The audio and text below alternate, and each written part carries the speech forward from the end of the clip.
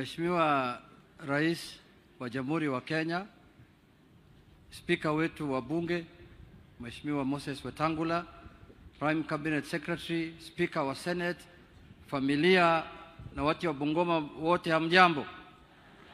Bwana asifiwe. Hamjambo tena. Mimi ndio Junet Mohamed. Nimekuja kuombeleza pamoja na spika wangu kwa kupoteza mama yake mzazi, kwa sababu spika ndio kiongozi wetu wa bunge, na tuliona inafaa kikamilifu ya kwamba lazima tuwe hapa ili tuomboleze na yeye pamoja kama kiongozi wetu. Tumekuwa na spika sasa kwa miaka miwili, na nimeona vile baba yake ameongea, Mheshimiwa Rais, na ikaonyesha dhihirisho ya kwamba mtu anakuwa kama baba yake tu. Na mimi pia nitaleta siku moja baba yangu kwa hadhara namna hii, nione kama nafanana na yeye ama iko tofauti. Kwa sababu Mheshimiwa Rais, vile mzee amefanya hapa ndio vile spika anafanya pale bunge. Kukosana na spika kwa bunge ni ngumu, kwa sababu yeye ni mtu ambaye saa ile mmekasirishana anavaa kofia ya diplomat, anasema Junet tulia, na saa ile anataka kukorofishana na wewe pia anatoa kofia nyingine. So nimepima, nimesikia, nimeona kumbe hii ni mzee ndio iko na hii maneno hii.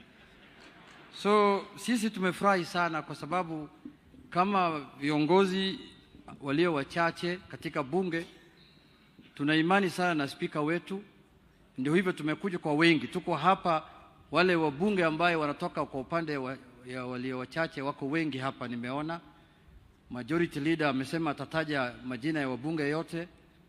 Tuko hapa pia na senator, secretary general wetu wa chama chetu Bwana Edwin Sifuna yuko hapa, ambaye ni senator wa Nairobi. Tumekuja kikamilifu kuja kuombeleza na spika wetu. Mheshimiwa Rais, sisi kuombeleza ni kwa sababu ya upendo. Kwa sababu ya upendo ya Wakenya kupendana pamoja. Kwa wakati ambayo umepata msiba, lazima tusimame na pamoja. Kwa sababu spika ni mtu ambaye ametuongoza kwa njia nzuri sana katika bunge. So tumesema lazima tufike hapa. Ya pili, Mheshimiwa Rais, kwa machache, dakika chache, mwaka huu ya mwaka 2025 ndio mwaka ambaye sisi kama hata walio wachache, wacha walio wengi, tumetarajia mambo mazito. Ni mwaka ambaye baba yetu ataenda kuwa chairman ya African Union. Tulingoja hii mwaka sana, na tunajua mwaka hii ndio mwaka ya kila kitu. Vile tunaomba African Union, tunakuombea wewe pia upate mema. Unajua huwezi kuomba mema upande moja tu na vibaya upande mwingine. Mungu hawezi kusikia maombi kama hiyo. Lazima uombe binadamu yote vizuri, si namna hiyo? Lakini ya muhimu ni ya kwamba kama kiongozi ya wachache, Mheshimiwa Rais, nchi yetu ni nchi ya constitutional democracy. Sisi tuko na katiba, na hiyo katiba inatuelekeza vile tunafanya mambo zetu. And as a constitutional democracy, nchi yetu inakuanga na uchaguzi baada ya kila miaka 5. Periodically and regularly. Hakuna siku tulikosa uchaguzi. Hata wakati ya KANU uchaguzi ilikuwa inafanyika tu. Hata kama ilikuwa inafanyika kwa vivyo vingine, bado watu walikuwa wanatoka tu nje kupiga kura. So in a constitutional democracy, kila mtu ana upendo wake pale anachagua. Hii uchaguzi iliyopita, sisi kama wachache tulikuwa na candidate wetu. Wale walio wengi walikuwa na candidate yao. Lakini ile kitu imenishangaza, baada ya uchaguzi mwaka mmoja imekwisha, people who made conscious decision to elect a candidate for 5 good years, anarudi kwangu ananiambia nisaidie kutoa hiyo mtu. Hiyo kazi siwezi kufanya. Sahi tutangoja uchaguzi mwingine. Anarudi kwangu ananiambia Junet, saidia mimi kutoa na kuletea mimi stories za ajabu. Sijui vitu za sijui vitu ya Zakayo, sijui Kasongo. Hizo vitu ni stories za ajabu bana. Tuongoje uchaguzi ya 2027. Tumeelewana? That is why we are a constitutional democracy.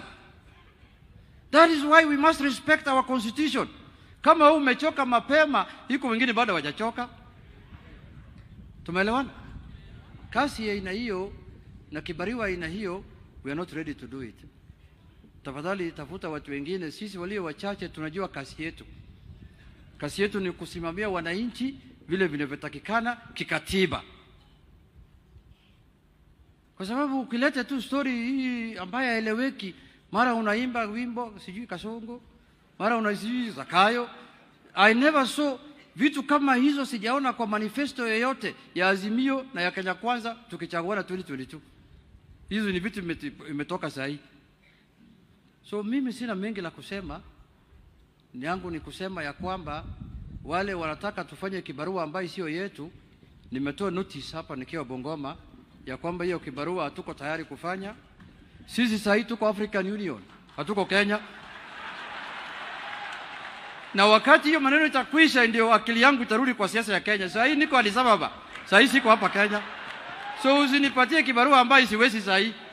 Sahi tafuta, unajua kibarua iko na watu wengi ya kufanya. Sio mimi peke yangu ama watu ambao mimi naongoza. Kaluma amesema hako tayari kwa hiyo kibarua. TJ Kajwanga amesema yuko tayari kwa hiyo kibarua. You know, I'm speaking on behalf of people who told me hii kibarua sahi sio yetu.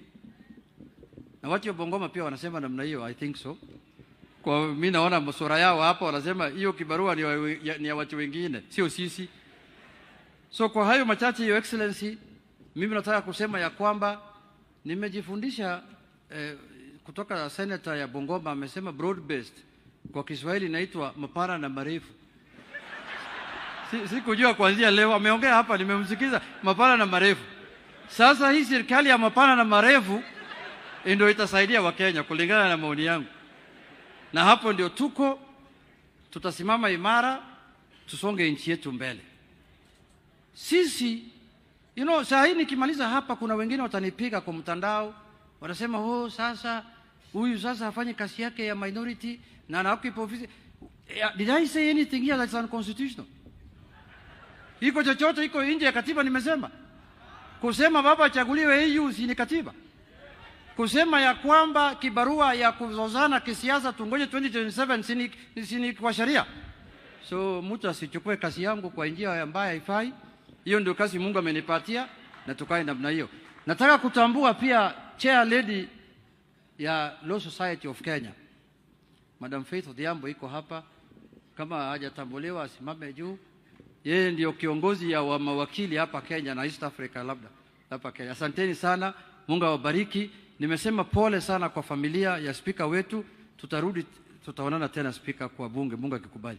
Asante sana. Nataka kualika kiongozi ya walio wengi, Mheshimiwa Kimani Ichung'wah, ambaye siku hizi yako karibu sana na ODM, jina yake inakuwa Mashungwa. Karibu sana mheshimiwa. Karibu sana bana Mashungwa. Karibu sana.